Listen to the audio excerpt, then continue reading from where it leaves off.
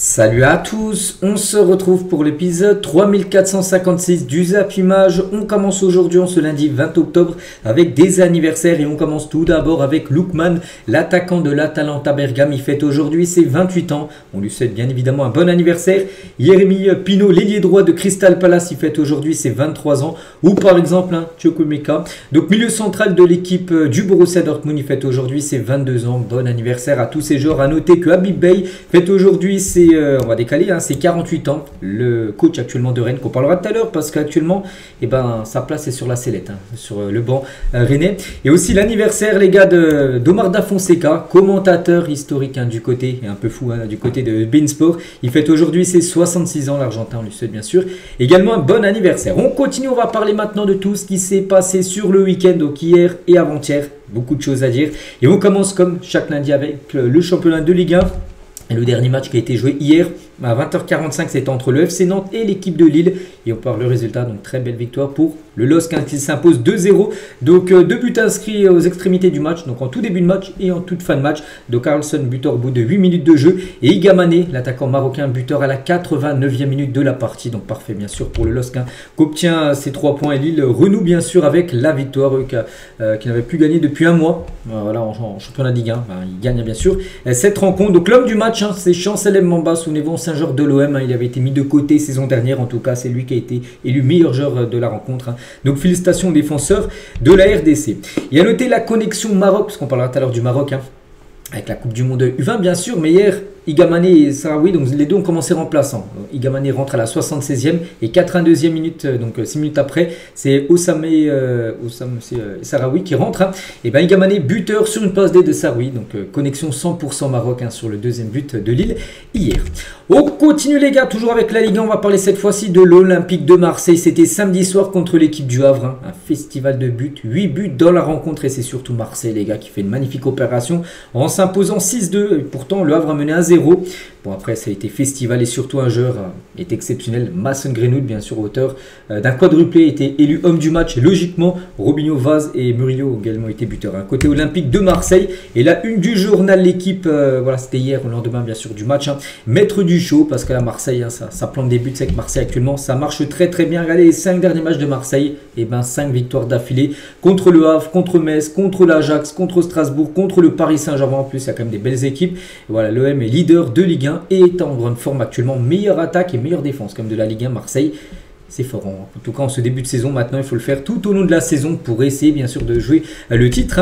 Et Roberto De Zerbi, après cette victoire 6-2 de l'OM face au Havre, il a dit « Je m'excuse déjà d'avoir encaissé 2 buts stupides qui nous privent d'avoir la meilleure défense de Ligue 1, mais je crois qu'ils y sont. Je crois que ça doit se jouer à un but, mais voilà, c'est très fort défensivement, très fort aussi offensivement.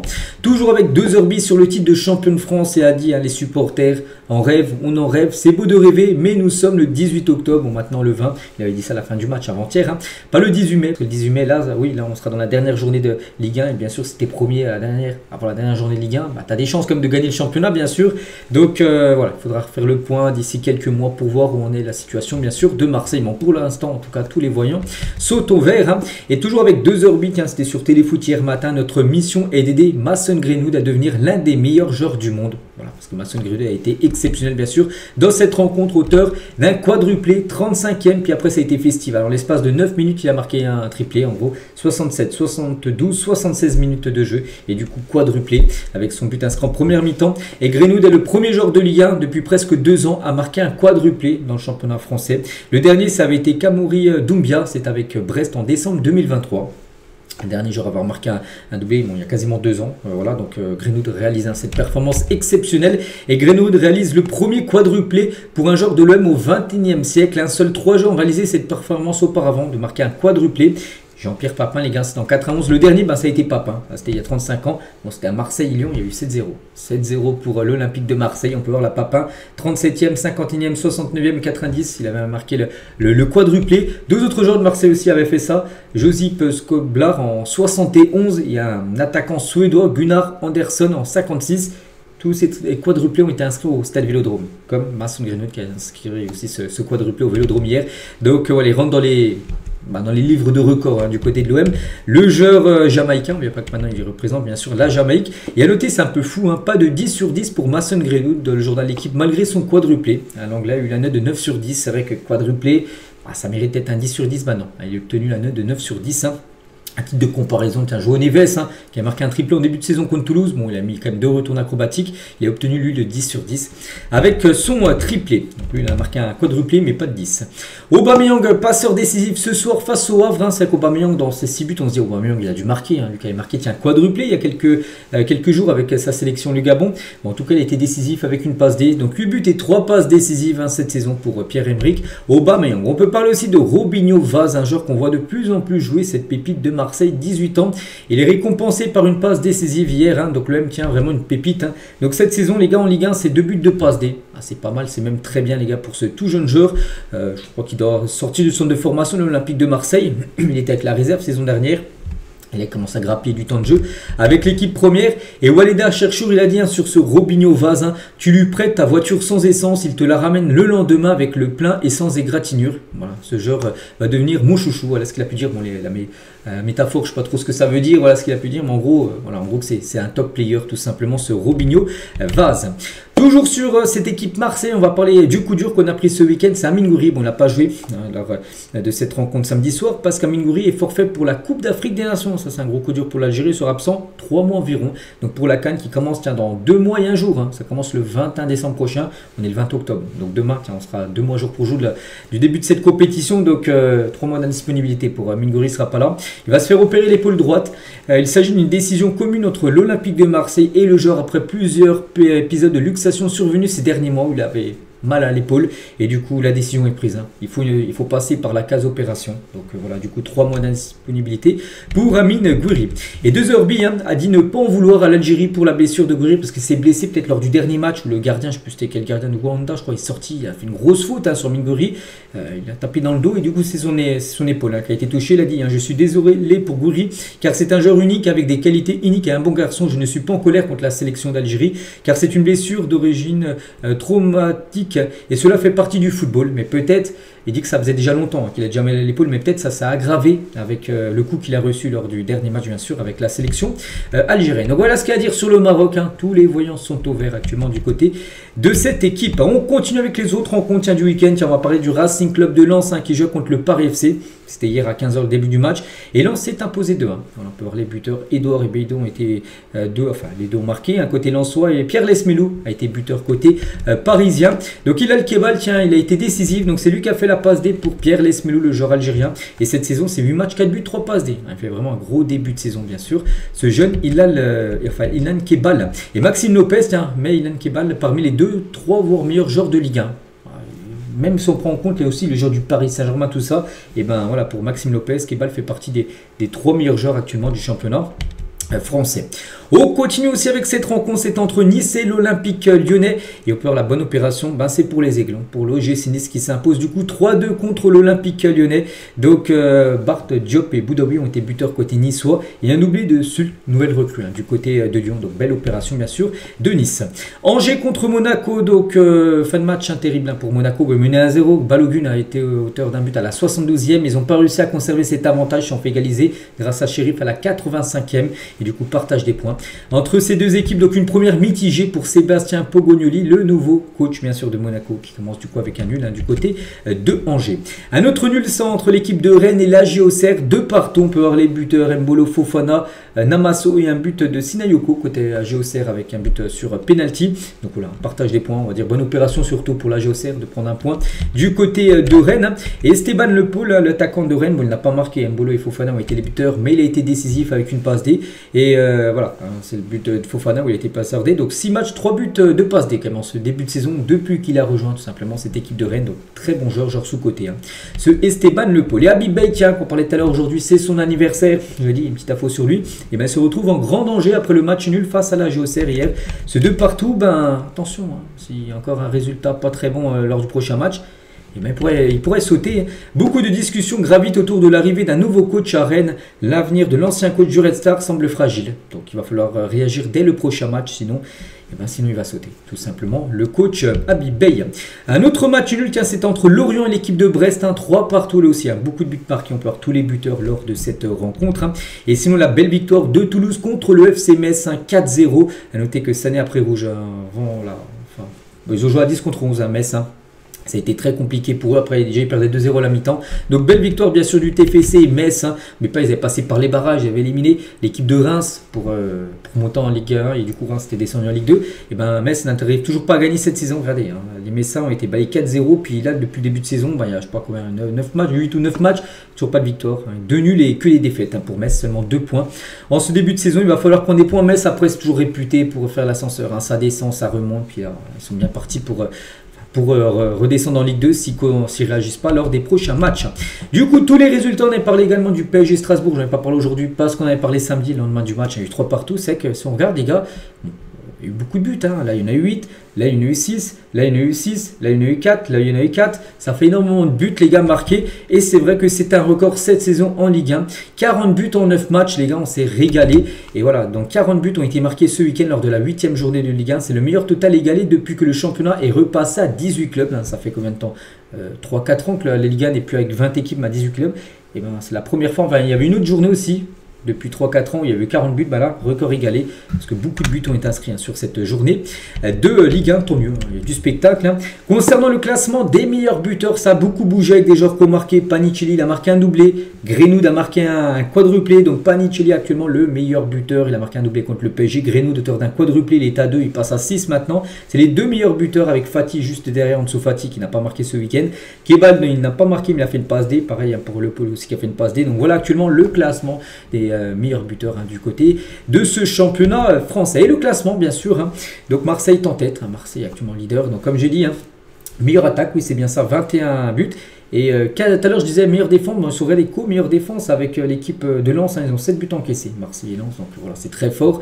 Donc un point de plus sur le Paris Saint-Germain bien sûr, 17 points, Strasbourg 16 points, Lens 16 points, Lyon 15 points, pour l'instant c'est très serré, on a déjà goûté des Ligue 1 où le PSG déjà au bout de 8 matchs les gars ils avaient déjà 4-5 points d'avance sur le deuxième, on savait déjà que c'était fini, voilà, Paris allait s'envoler, ben là pour l'instant il y a du suspense, et tant mieux. Donc tout en bas, les gars, comme j'ai dit, à Metz déjà décroché 2 points, Angers 6 points, déjà 4 points d'écart entre l'avant-dernier et le dernier. Donc voilà, concernant cette Ligue 1. Rapidement, la Ligue 2, avec les matchs du week-end. On va juste parler des matchs de samedi, parce que les matchs de vendredi, on avait parlé samedi dans l'épisode.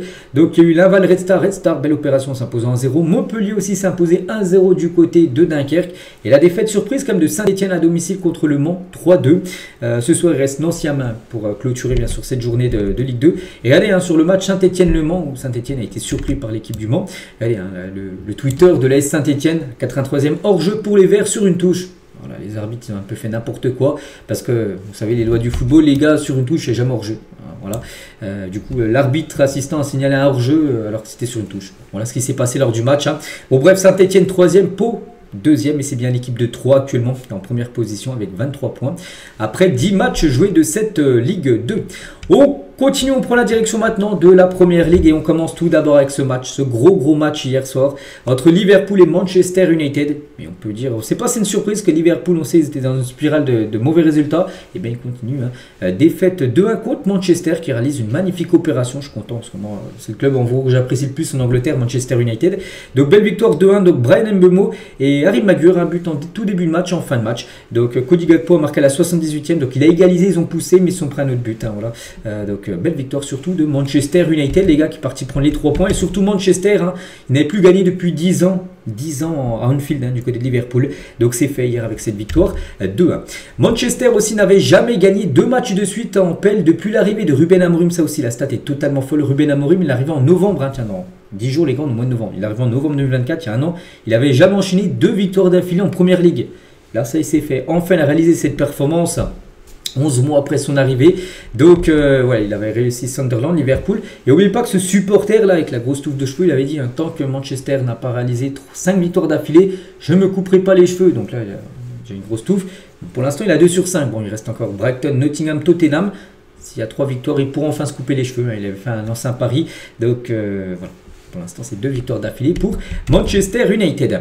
On va parler de Bryan Mbeumo, un nouvel recrue, on sait l'arrivée, l'attaquant camerounais. Mais en tout cas, c'est pas mal ce qu'il fait en ce début de saison, buteur.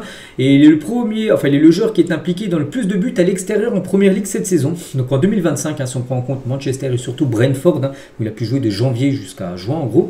Donc 11 buts et passes D, donc 7 buts et 4 passes D depuis le début d'année à l'extérieur en Première Ligue, dans les 2 clubs où il a pu jouer. Donc il a inscrit hier en 62 secondes le but le plus rapide cette saison en Première Ligue. Voilà, donc Bryan Mbeumo, en tout cas, c'est une belle satisfaction pour l'instant du côté de Manchester United. Mbeumo, il a dit, marquer devant les supporters de Liverpool, il les faire taire, c'était agréable, voilà ce qu'il a pu dire, de mettre une clim du côté de Anfield. On peut parler aussi d'Harry Maguire, le deuxième buteur à la 84e, ce qui permet à Manchester de reprendre l'avantage. Donc c'est le joueur clou, je veux dire, c'est le joueur un peu surprenant par définition. Peu de défenseurs font mieux en Première Ligue, c'est que souvent il est critiqué, mais en tout cas il marque des buts importants. Donc hier les gars, il marque le but de la victoire contre Liverpool 2-1. Le 17 avril dernier, donc but de la qualif contre Lyon en Ligue Europa. Souvenez-vous, Lyon c'était un match fou, je crois, il y a eu 4-5, enfin 5-4 ou 4-3, je ne sais plus, il y a eu un match totalement fou. Il avait marqué un but super important en fin de match contre Lyon et du coup qui avait permis à Manchester d'aller plus loin en demi-finale de cette Europa League. 26 février là en 2025, il a mis le but de la victoire contre Ipswich 3-2, c'est lui qui avait marqué le but en fin de match. Et 8 février, but de la victoire contre Leicester en FA Cup 2-1. Donc voilà, il marque des buts souvent très importants. Harry Maguire du côté des Red Devils. Voilà, on a parlé côté Manchester où ça a l'air d'un peu mieux, 2 victoires d'affilée, mais côté Liverpool, ça va pas du tout. Liverpool concède sa 4e défaite d'affilée. Donc hier Manchester, Chelsea, Galatasaray, Crystal Palace, c'est les 4 derniers matchs, 4 défaites d'affilée pour l'équipe de Liverpool, 2-1, 2-1, 0, 2-1. Voilà, c'est à chaque fois un but d'écart, mais c'est à chaque fois eux qui perdent. N'oubliez pas qu'ils avaient gagné, ils avaient commencé le championnat, 15 points à prendre, 15 sur 15, 5 matchs, 5 victoires, et depuis c'est 3 matchs, 3 défaites en Première Ligue. Gros coup de mou actuellement pour l'équipe de Liverpool. Et Florian Wirtz, parce qu'on sait que c'est un joueur qui a été acheté très cher pour l'instant. Déjà hier il a démarré sur le banc parce qu'il n'est pas bon. Donc du coup sur le banc, logique. Donc cette saison 7 matchs, 0 but, 0 passe D. Acheté 150 millions d'euros, bonus compris. C'est 136 sans les bonus. Voilà, donc c'est un gros montant. Et du coup il a joué, il est rentré en fin de match.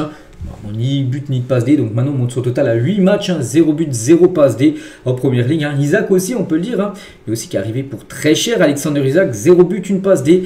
Les Reds ont investi près de 300 millions d'euros pour ces 2 attaquants et pour l'instant c'est très moyen. Beaucoup mieux bien sûr d'Isaac et de Florian Wirtz pour l'instant qui démarre très timidement du côté de cette équipe de Liverpool. Et regardez Isaac, en plus si on prend en compte sa sélection, la Suède, les gars, il fait que d'enchaîner les défaites sur ces du coup 6 derniers matchs. On prend les 4 matchs de Liverpool et les 2 matchs avec la Suède, 6 défaites d'affilée pour Alexander Isaac. Très compliqué actuellement la période pour l'attaquant suédois. Liverpool plus fort avec Hugo Ekitike titulaire. En tout cas Liverpool en pelle quand Hugo Ekitike est remplaçant ou absent. Défaite. Enfin Manchester, Chelsea, Palace quand il commence sur le banc où il n'est pas là. Et Liverpool en pelle quand Hugo Ekitike est titulaire. Et c'est pas pareil. Everton, Burnley, Arsenal, Newcastle, Bournemouth, ils ont gagné et en plus souvent été décisifs. Donc voilà, parce que hier de nouveau il a commencé sur le banc. C'est Isaac qui a été préféré à Hugo Ekitike, mais en tout cas. Et quand Hugo Ekitike commence titulaire, Liverpool gagne. On verra ce que ça donnera pour, par exemple, le match de cette semaine. En Ligue des Champions, mercredi, il joue bien sûr Liverpool. En Champions League, on peut parler aussi de Mohamed Salah, parce que Salah, voilà, il est meilleur joueur saison dernière, bien sûr, de Première Ligue. Mais en tout cas, c'est compliqué pour lui en ce début de saison. Enfin, les 5 premiers matchs, il avait marqué, tout ça, 5 victoires, ok. Mais là, 10 dribbles tentés comme cette saison en Première Ligue, 0 dribble réussi. C'est quand même fou pour le joueur égyptien. Donc voilà ce qu'il y a à dire sur Liverpool. En crise, oui, 4 défaites d'affilée pour un club comme Liverpool, on peut dire que le club est officiellement en crise. Arsenal, donc eux c'est le week-end parfait Arsenal, parce qu'il s'impose 1-0 du côté de Fulham, sans trop faire de bruit. Arsenal fait un très bon début de saison, actuellement c'est eux, les leaders de l'appel. Trossard a été l'unique buteur du match à la 58e minute de jeu, week-end aussi parfait avec la défaite de Liverpool pour Manchester City qui s'est imposé 2-0 contre Everton avec un doublé bien évidemment de Erling Haaland, 2 buts en l'espace de 5 minutes, à 58e et 63e minute de jeu pour Erling Haaland, et c'est quand même son 11e match d'affilée où il marque au moins un but. Voilà, contre Everton le doublé, Israël a marqué le triplé, bon après voilà, je ne vais pas dire toutes les équipes, mais 11 matchs d'affilée en marquant au moins un but. Erling Haaland, et ses statistiques sont folles. Donc 13 matchs cette saison disputés, 23 buts, 3 passes D. Donc 26 buts et passes au mois d'octobre déjà pour Erling Haaland qui réalise un début de saison tonitruant. On va parler aussi de Chelsea qui jouait ce week-end, c'était samedi à 13h30 du côté de Nottingham Forest et Chelsea a fait le taf. 3-0. Donc Real James, Neto et Acheampong ont été les 3 buteurs côté Blues. Donc Malo Gusto a pris double jaune en fin de match rouge. Bon, voilà, ils ont quand même gagné le match bien sûr. Et surtout du côté Nottingham, une équipe en grande difficulté. On avait parlé, attention, je Postecoglou, s'il perd contre Chelsea, ça va être fini. Voilà, ils ont perdu en plus grosse défaite 3-0. C'est fini. Officiel, Ange Postecoglou est licencié de son poste d'entraîneur à Nottingham Forest. N'oubliez pas que il y a 3-4 mois, il avait gagné l'Europa League avec Tottenham. Donc depuis, il avait remplacé Nuno Espirito Santo qui avait été viré en début de saison du côté Nottingham. Et bien lui aussi, c'est fini les gars. Donc il a suffi de 20 minutes après le coup de sifflet final pour voir le communiqué officiel de la part de Nottingham pour dire voilà, changement de coach voilà, avec Ange Postecoglou, c'est fini. Donc 39 jours seulement, il est arrivé au club. Voilà, 39 jours après, déjà viré. Ange Postecoglou. Donc 6 défaites, 2 matchs, 0 de victoire en 8 matchs. Donc ouais, il faut changer quelque chose. Déjà le 3e coach différent qui va arriver du côté de Nottingham, lui. Nuno Espirito Santo. Et le prochain, on parle beaucoup de lui, les gars, de Sandish. Donc c'est l'entraîneur d'Everton et serait pour l'instant le grand favori pour remplacer Ange Postecoglou sur le plan de Nottingham Forest. J'ai pu voir aussi que Roberto Mancini sera aussi ciblé, on verra. Mais voilà, un entraîneur sera désigné soit aujourd'hui, soit demain, parce qu'il y a match, bien sûr, le week-end prochain pour Nottingham. Il leur faut un entraîneur. Brighton contre Newcastle, Brighton 2-1. Voilà, belle victoire, bien sûr, de Brighton avec un doublé de Welbeck. Beau match de sa part. Et Weltemed encore buteur malgré la défaite de son équipe. Belle victoire aussi d'Aston Villa du côté de Tottenham, victoire 2-1 d'Aston Villa. Rogers et Buendia ont été buteurs contre but de Bentancur côté Spurs. Le match nul fou entre Crystal Palace et Bournemouth, 3 partout avec pas mal de buts sur les 6 buts marqués. Il y en a 5 ont été par des joueurs français. Doublé de Croupi côté Bournemouth et triplé de Jean-Philippe Mateta avec un but à la 97e minute de jeu sur penalty pour éviter la défaite. Donc voilà, belle victoire et surtout Mateta les gars face à Bournemouth. Triplé, 6e but toute compétition confondue la semaine dernière, était magnifique avec le triplé samedi dernier et lundi dernier, il y a une semaine, il a marqué son premier but en équipe de France. Donc voilà, 4 buts sur ces 2 derniers matchs. Club et sélection bien sûr pour Mateta. Sunderland réalise un très bon début de saison pour une équipe promue. 2-0 ils se sont imposés contre Wolverhampton. Donc félicitations bien sûr à eux. À noter que Mukele, qui est l'ancien joueur du PSG, a été buteur. Une belle victoire aussi de Burnley contre Leeds United. Victoire 2-0 pour ce duel entre 100% on va dire promus. Les autres résultats, il y a qui que j'ai pas parlé. Je crois que je parlais pratiquement de tous les matchs. Oui, je parlais de toutes les rencontres. Il reste un match, un West Ham Brentford pour clôturer bien sûr cette journée de PL. Ce sera ce soir 21h. On en parlera demain bien sûr du résultat et le classement. Donc Arsenal actuellement, creuse l'écart, enfin sur City, 3 points d'écart entre Arsenal et City deuxième. Liverpool, comme j'ai dit, Liverpool ils étaient 15 sur 15, 5 victoires 5. Donc là maintenant ils ont joué les 3 derniers matchs, 3 défaites, mais ils restent à 15 bien sûr, mais ils sont fait dépasser. Voilà. Donc Bournemouth 4e. Sunderland, équipe promue, voilà, 7e. N'oubliez pas que les 2 dernières années, les 3 qui sont montés, ils sont descendus directement. Donc là, ils viennent de monter. Bon, j'ai pas dit que c'était sûr qu'ils allaient rester bien sûr en PL, mais pour l'instant, ils ont 14 points. Ils sont très bien classés. L'équipe de Sunderland, actuellement, c'est Wolverhampton, où c'est très critique. 8 matchs et 0 victoire pour Wolverhampton et Nottingham, qui a changé d'entraîneur, les gars. 18e actuellement de cette PL. On continue, on prend la direction. La Liga, le championnat espagnol, qui en commence avec le match hier soir. Le Real Madrid du côté de Retafe. Et victoire du Real Madrid 1-0 et c'est bien évidemment Kylian Mbappé qui a été buteur à la 80e. A noter que l'équipe de Retafe a fini le match à 9 contre 11. Ils ont pris 2 rouges. Un à la 77e, un autre à la 84e minute de jeu. Bon, voilà le Real bien sûr, belle opération. Donc Mbappé était élu homme du match face à Retafe. Sur les 11 matchs qu'il a disputés cette saison, 7 fois il a été élu comme homme du match. C'est fort, c'est même très fort bien sûr pour Kylian Mbappé. Et déjà 10 buts pour Mbappé, une première depuis CR7. Donc là on était à la 9e journée de Liga. Et déjà 10 buts pour Mbappé. Donc du côté du Real, le dernier à avoir fait ça, c'est Cristiano Ronaldo. Donc regardez Mbappé, classement des meilleurs buteurs en Liga actuellement. Et bien il est déjà à 10 buts. Après 9 matchs, il est déjà loin devant Alvarez, l'attaquant de l'Atlético avec ses 6 buts, Vini à 5 buts, tout ça. Donc Mbappé déjà 10 buts, lui qui avait déjà fini meilleur buteur saison dernière de Liga. Il est bien parti, bien sûr, pour de nouveau remporter ce prix. Enfin, s'il continue comme ça, marquer à chaque match. Parce que là, il est quand même sur 11 matchs d'affilée en marquant. On parlait tout à l'heure de Erling Haaland, les 11 derniers matchs buteurs. Et bien la même chose pour Kylian Mbappé. 18 buts cette saison quand même. Pour l'attaquant français. On va parler aussi de Arda Güler, c'est lui qui a été passeur D sur le but de Kylian Mbappé. 4 buts et 8 passes D cette saison pour le Turc. Lui aussi réalise un début de saison exceptionnel. Peut-être Mbappé, peut-être le meilleur joueur actuellement du Real depuis le début de saison. le deuxième, je pense, Arda Güler, qui fait un début de saison complètement fou. Xabi Alonso aussi félicité Eduardo Camavinga pour ce match face à Retafe. Il a dit, il a été très bon ce soir, complet à tous les niveaux. Ça va lui faire du bien. Bien sûr, Eduardo Camavinga qui a fait plutôt une trêve plutôt moyenne du côté de l'équipe de France. On peut parler aussi de Hendrick. Bon, Hendrick, c'est que ça fait longtemps qu'il n'a pas joué. Et la preuve, il s'est échauffé. Il pensait qu'il allait jouer, puis non. Voilà, Hendrick a été envoyé à l'échauffement hier à Retafe avant de retourner sur le banc. Toujours pas de temps de jeu pour lui cette saison. Pourtant, il n'est pas blessé. Il est apte à jouer. Mais pour l'instant, Xabi Alonso ne veut pas le faire jouer. Voilà. Peut-être qu'il jouera en Ligue des Champions cette semaine, on verra. Mais en tout cas, il n'a pas joué hier. Pourtant, il s'est échauffé. Le jeune Hendrick. On va parler aussi de Vini Junior. On sait que souvent les joueurs adverses embrouillent avec Vini. Voilà, ce joueur, les gars, il s'agit de Juan Iglesias, joueur de Retafe. C'est pour ça que tout le monde te déteste, dit Juan Iglesias. A Vini après le carton rouge sur une exagération, une faute sur le Madrilène. Voilà, ce joueur de Retafe a fait une faute sur Vini. Vini en a beaucoup rajouté et du coup il a pris rouge, le joueur de Retafe. Réponse du Brésilien, il a dit tais-toi en gros. Mais voilà, en gros c'est pour ça que tout le monde te déteste, que tu en fais toujours trop. Voilà, en gros ce qu'il a pu entendre Vini hier lors de cette rencontre. Et à noter l'autre rouge, parce qu'un autre joueur après un rouge, c'est le Camerounais Niom. Et il est resté 39 secondes. Voilà, c'est fou. Regardez, il est entré en jeu à la 75e et 16 minutes. Donc à la 76e et 10 secondes. Voilà, donc on va dire même pas une minute après, les gars, il a pris rouge direct. Voilà, c'est une grosse faute. Et du coup, carton rouge direct pour ce joueur qui a joué seulement une minute lors de ce match. Et du côté de Retafe, donc Bordala, c'est l'entraîneur de Retafe. Il n'arrive pas contre le Real, 16 matchs, 0 victoire. On l'a déjà accroché quelques fois avec des nuls, mais sinon victoire, 0 victoire pour Retafe sur les 16 matchs de l'entraîneur face au Real Madrid.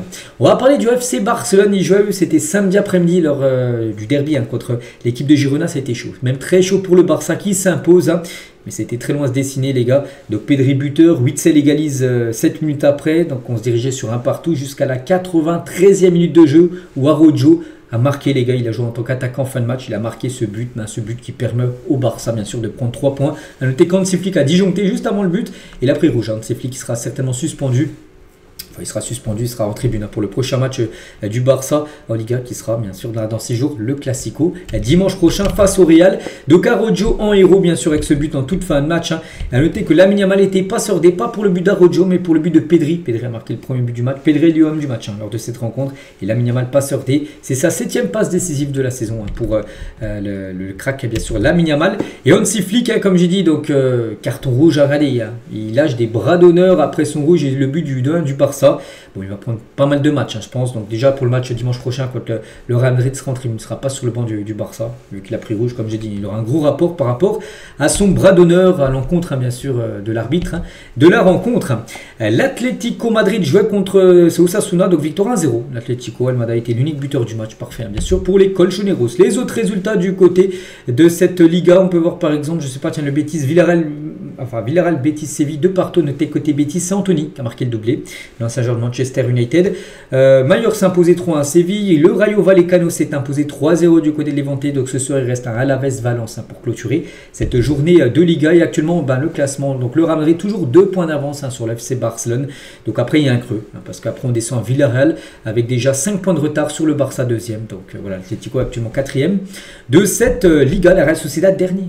La Real Sociedad, c'est très compliqué, bien sûr, pour l'équipe basque. On prend la direction cette fois-ci de l'Italie. On commence avec l'AC Milan qui joue contre la Fiorentina.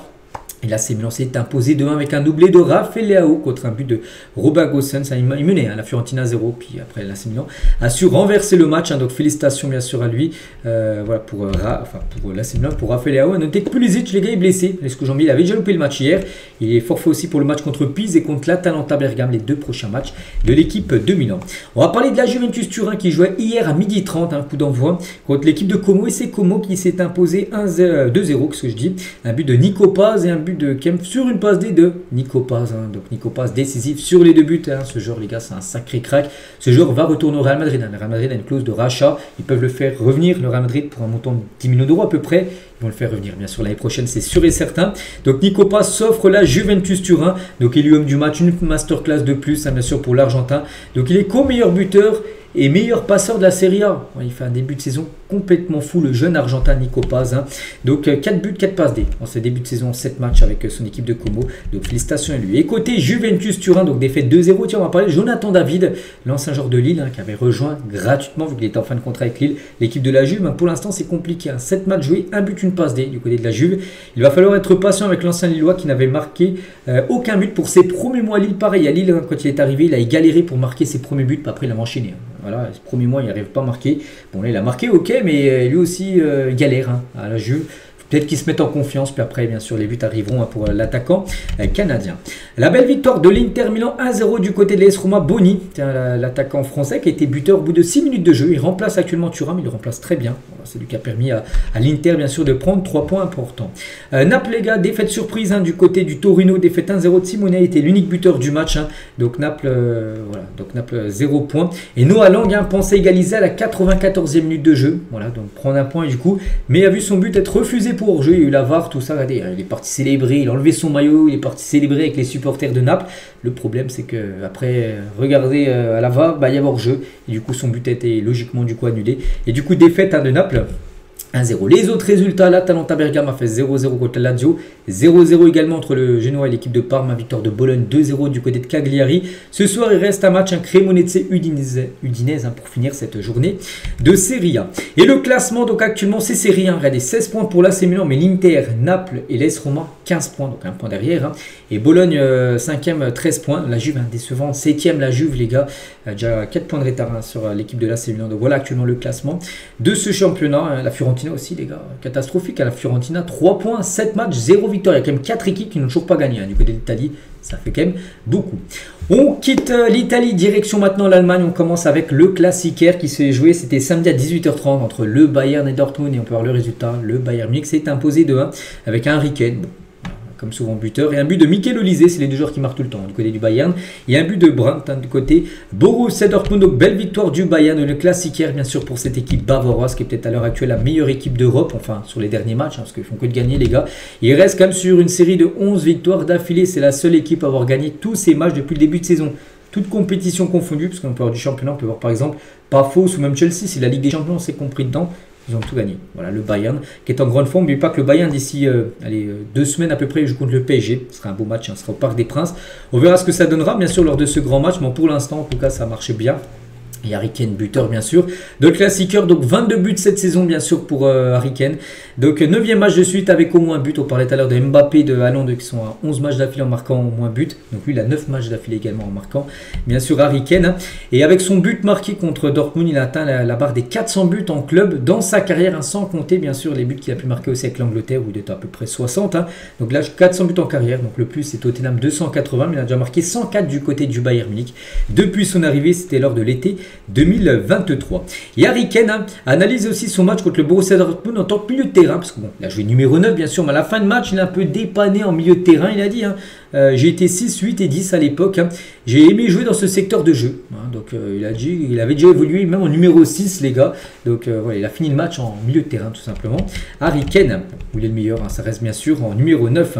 Mikel Olise, buteur face à Dortmund également. Donc le français est encore décisif avec le Bayern cette fois dans le Classiqueur. Cette saison avec le Bayern Munich, c'est 6 buts et 5 passes D pour Mikel Olise bien sûr qui fait encore un match spectaculaire du côté du Bayern. Les autres résultats, Stuttgart s'est imposé 3-0. Tiens, le Bayer Leverkusen, adversaire demain du Paris Saint-Germain bien sûr en Ligue des Champions. Ils sont imposés 4-3 contre Mayence, un match totalement fou. À noter que Martin Terrier, les gars, buteur dans ce match après 9 mois de blessure. Il s'est fait les ligaments croisés en tout début d'année et il a été buteur. Il est rentré en cours de jeu 8 minutes après son entrée en jeu. Il a été buteur. Donc regardez, tout le monde est parti avec lui bien sûr célébrer parce que ça a été long bien sûr quand tu reviens des ligaments croisés. L'épreuve a été longue par rapport à son rétablissement. Voilà, tout le monde était très content pour lui. Donc voilà, victoire 4-3 de Leverkusen. Enfin le classement maintenant. Donc du coup le Bayern, vu qu'ils ont fait la bonne opération en s'imposant face à Dortmund. Donc le Bayern prend le large les gars, déjà 5 points d'avance sur Leipzig. Au bout de seulement 7 matchs joués. C'est déjà un petit creux bien sûr. 7 sur 7, déjà 27 buts marqués. Donc meilleure attaque, meilleure défense. Voilà, on pense que le Bayern, ça va être une saison à sens unique pour les Bavarois. On clôture cette page gros championnat européen, on continue avec d'autres championnats les gars, tiens le championnat américain parce que là le week-end dernier c'était la dernière journée du championnat bien sûr des États-Unis. La MLS, on va parler d'Inter Miami, l'équipe de Messi. Ils jouent contre Nashville pour leur dernier match, victoire 5-2 de l'Inter Miami avec bien sûr un triplé de Lionel Messi les gars, triplé une passe D. Décisif sur 4 des 5 buts. Léo Messi, donc l'homme du match. Voilà, comme souvent, c'est trop facile pour lui la MLS, même s'il est quand même âgé, Lionel Messi. Et du coup, c'est comme son 60e triplé dans sa carrière pour Léo Messi avec ce triplé inscrit contre Nashville. Et le GOAT finit ce week-end sa saison régulière de MLS avec 27 matchs, donc 29 buts, 19 passes D. C'est simple, il finit meilleur buteur, meilleur passeur du championnat américain. Voilà, plus grand nombre de buts, 29, plus grand nombre de passes D, 19. On va voir le classement, des meilleurs buteurs. Il finit avec pas mal de buts d'avance sur Denis Bouanga, du coup qui finit à 24 buts cette saison de meilleur buteur de MLS. Et les meilleurs passeurs à droite, il finit de même nombre de passes D que Dreyer, qui a 19 passes D également pour le joueur de San Diego. Meilleur buteur, meilleur passeur. Donc du coup, plus grand nombre de buts et de passes D, 48 comme cette saison. C'est énorme. Le plus grand nombre d'occasions créées, 29. Le plus grand nombre de dribbles réussis par match, 3,2. Le plus grand nombre de men of the match pour Lionel Messi. Le plus grand nombre de tirs par match, 5,6. Voilà. Il a survolé bien sûr ce championnat de MLS.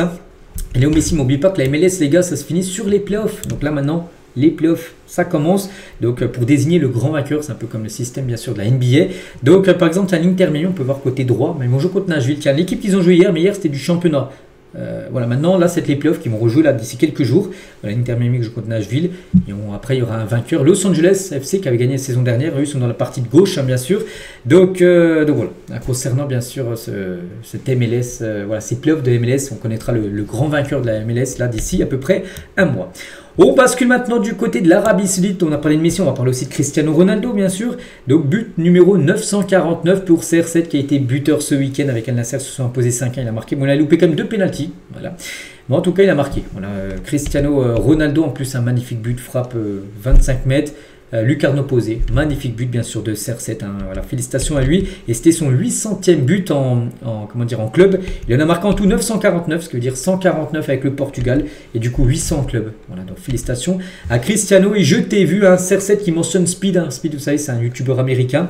Il était présent, Speed, c'est un très grand fan de Cristiano Ronaldo. Et CR7, il y a sur sa story Instagram a mentionné quelques photos d'Al Nassr avec Speed là au tambour. Il était en train de supporter Al Nassr et surtout supporter Cristiano Ronaldo. Et lors de cette victoire 5-1, un autre Portugais était lui très bon, c'est Félix les gars, homme du match. Félix lors de la rencontre est triplé pour João Félix, 8 buts en 5 matchs pour l'ancien joueur du FC Barcelone ou même du Benfica ou même de l'Atlético, même de Chelsea, il a joué dans tellement de clubs bien sûr, Félix.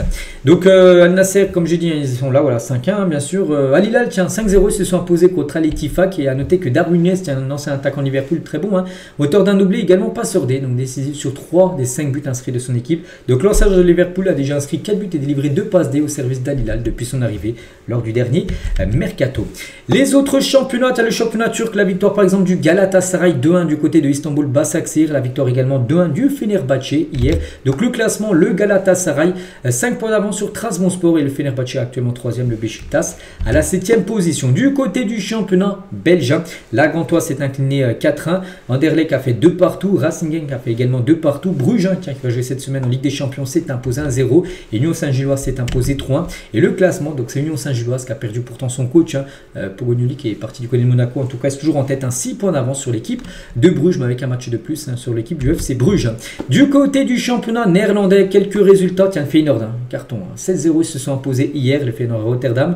L'équipe, par exemple, on va prendre qui, je sais pas, tiens, du PSV s'est imposé 2-1, et l'Ajax, souvenez-vous, vous avez perdu 4-0 contre Marseille avant la trêve, ils ont perdu 2-0 contre l'AZ Alkmaar, l'Ajax, c'est compliqué. Donc voilà le classement, donc le Feyenoord en tête devant le PSV, Alkmaar et l'Ajax actuellement la 4e position. Et on finit les gars cet épisode avec la finale de la Coupe du Monde U20 qui a eu lieu la nuit dernière, c'était à 1h du matin, heure française, entre l'Argentine et le Maroc, c'était au Chili. Et le résultat, et je suis content parce que je voulais absolument pas que l'Argentine gagne, voilà. Bon bref, le Maroc s'est imposé, voilà, 2-0, donc Zabiri a marqué le doublé, donc félicitations bien sûr à cette sélection marocaine, donc c'est historique, le Maroc remporte la Coupe du Monde U20 face à l'Argentine, donc première fois qu'il remporte bien sûr cette compétition, la sélection marocaine, donc officiel le Maroc s'impose, donc le football marocain ne cesse de briller, donc champion du monde U20 en 2025, champion d'Afrique U17 en 2025 également, c'est en début d'année, médaillé de bronze aux Jeux Olympiques l'année dernière, champion d'Afrique U23 en 2023 et demi-finaliste du mondial 2022. Voilà, donc le Maroc, c'est bien l'équipe en puissance du côté du continent africain. Et le parcours a été incroyable, bien sûr, pour le Maroc, qui a perdu seulement un match. Ça contre le Mexique, c'était le 3e match de poule. Bon, c'était qualifié bien avant le match. Voilà, donc Espagne, Brésil, Corée, États-Unis, France, ou peut-être ils ont le plus eu chaud, vu que ça s'est joué au tir au but. Et voilà, que des victoires, bien sûr, enfin, par la défaite contre le Mexique. Mais en 7 matchs voilà, de cette Coupe du Monde U20, le Maroc n'a encaissé qu'un but dans le jeu. Sinon, les autres buts, par exemple, contre le Brésil, contre le Mexique, ça a été des buts sur penalty ou sur coup franc, on va dire. Mais des buts dans le jeu, il y a seulement l'équipe de France qui a réussi à marquer contre le Maroc dans le jeu. Donc, ça a été une grosse forteresse, bien sûr, cette sélection. On va parler du meilleur joueur du tournoi de la Coupe du Monde U20. Donc, bien sûr, il est marocain. C'est Othman Mama, a été élu meilleur joueur de la Coupe du Monde U20 2025, amplement mérité pour ce joueur. Je crois qu'il est à Montpellier. Enfin, il est à Montpellier saison dernière. Je ne sais pas s'il y a encore. Bon, bref, voilà pour ce joueur, les gars. Destiné une belle carrière, bien sûr. Donc, félicitations à lui. Regardez, il succède à des noms, les gars. Regardez, César Casadé avait remporté le prix du meilleur joueur lors de la Coupe du Monde U20 2023. Kanguini, maintenant qu'au PSG, l'avait remporté en 2019. Solanke, Paul Pogba l'avait remporté. Agüero, Lionel Messi l'avait remporté en 2005, élu meilleur joueur de la Coupe du Monde U20. Donc voilà, il succède à tous ces grands noms, on peut dire, Othman Mama. Le deuxième meilleur jeune joueur de cette Coupe du Monde U20, il est également marocain, c'est Yassir Zabiri qui a marqué le doublé lors de la finale. Donc félicitations à lui. Donc il finit avec 5 buts inscrits. Donc au meilleur buteur de la compétition, ils sont pas mal. Ils sont 4 joueurs à finir meilleur buteur. Enfin, les 4 ont marqué 5 buts. Il y a un joueur américain, Benjamin Krimachi. Il y a Nesser Villarreal, un joueur de la Colombie. Lucas Michel, un joueur de Monaco, un joueur français. Et bien sûr Zabiri avec son doublé. Enfin, lors de la finale, il a marqué 5 buts en tout. Et lui, il évolue actuellement à Famalicão, donc actuel 6e du championnat portugais. Après 5 buts marqués en 5 matchs. Vous le voyez-vous, le Marocain rebondir parce qu'on se dit que ça met en lumière pas mal de joueurs, les gars. Peut-être lors du prochain mercato en janvier. Peut-être l'équipe portugaise pourrait le vendre, bien sûr, et récupérer un beau chèque. Il pourrait peut-être viser un gros championnat, bien sûr, ce joueur marocain. Et Zabiri, les gars, il a répondu sur et en dehors du terrain. Les Argentins, pas le trop, on les a mangés. Parce qu'oubliez pas que l'Argentine, quand ils avaient éliminé la Colombie en demi-finale, ils avaient dit le Maroc dimanche, nous allons les battre. Ils chambraient déjà, bien sûr, la sélection marocaine. Et du coup, voilà, ils sont fait. Voilà, le Maroc n'a pas parlé, mais en tout cas, ils ont parlé sur le terrain. Parce que le Maroc, j'ai pas vu le match, je ne vous cache pas. Mais d'après ce que j'ai pu voir et regarder, les gars, ils ont vraiment dominé la première jusqu'à la fin de match. L'Argentine a été totalement à l'ouest lors de ce match. Le Maroc a été totalement supérieur et victoire totalement logique. Lionel Messi, les gars, donc Messi est argentin, donc il a certainement regardé le match. Il prend la parole après la défaite de l'Argentine en finale de Coupe du Monde U20. Tête haute, les gars. Vous avez fait un tournoi impressionnant et même si nous voulions tous vous voir soulever le trophée, nous gardons la joie de tout ce que nous avons, tout ce que vous avez offert et la fierté de voir comment vous avez défendu le maillot bleu et blanc avec le cœur. Voilà ce qu'a pu dire Lionel Messi, bien sûr, par rapport à la défaite de Dessia. Et du côté du Maroc, bien sûr, c'était la fête totale, bien sûr. Célébration du sac mondial des U20, même après 3 h du matin, parce que le coup d'envoi c'est à 1 h. 1 h du matin. 1 h du matin au Maroc, donc quand le match est fini, il est 3 h du matin. Et même à 3 h du matin, beaucoup de monde dans les rues pour célébrer bien sûr cette victoire de la Coupe du U20, bien sûr, des jeunes Marocains. Et nouveau trophée maintenant en ligne de mire, bien sûr, pour le Maroc, et la CAN qui commence dans 2 mois et 1 jour, où le Maroc est le pays organisateur et peut-être les grands favoris pour remporter, bien sûr, cette compétition.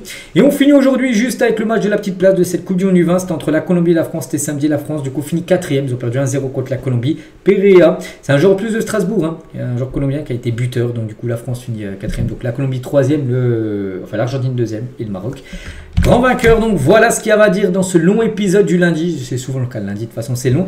Donc nous on se retrouve demain, n'oubliez pas que demain les gars, retour de la Ligue des Champions demain soir, donc il y aura pas mal de choses à dire.